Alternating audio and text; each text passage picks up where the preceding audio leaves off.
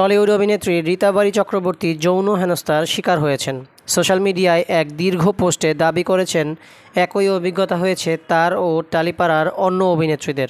সম্প্রতি মালয়ালম চলচ্চিত্র জগতে যৌন হেনস্থার ঘটনা নিয়ে হেমা কমিশন একটি প্রতিবেদন প্রকাশ করেছে।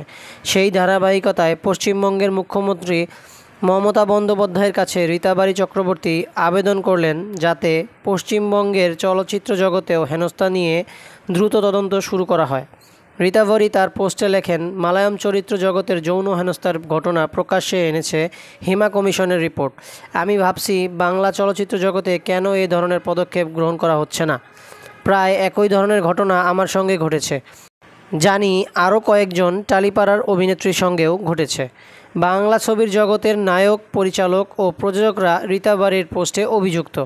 তিনি লিখেছেন, নায়ক, প্রযোজক ও পরিচালকেরা ঘৃণ্য মানসিকতা নিয়ে কাজ করে চলেছেন। তাদের এসব কাজের কোনো শাস্তি বা পরিণতি নেই।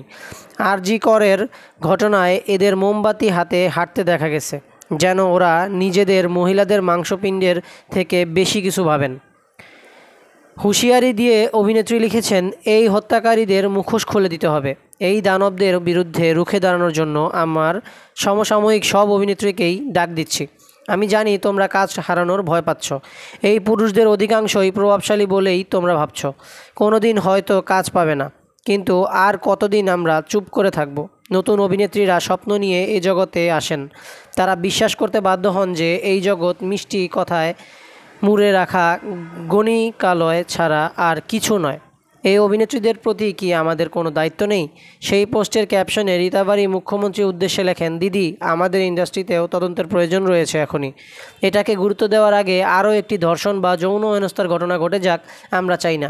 রূপালী দুনিয়ায় রয়েছি বলে পুরুষরা আমাদের পণ্য বা তাদের যৌন তৃষ্ণা মেটানোর মাধ্যম হিসেবে দেখবে, এটা হতে পারে না।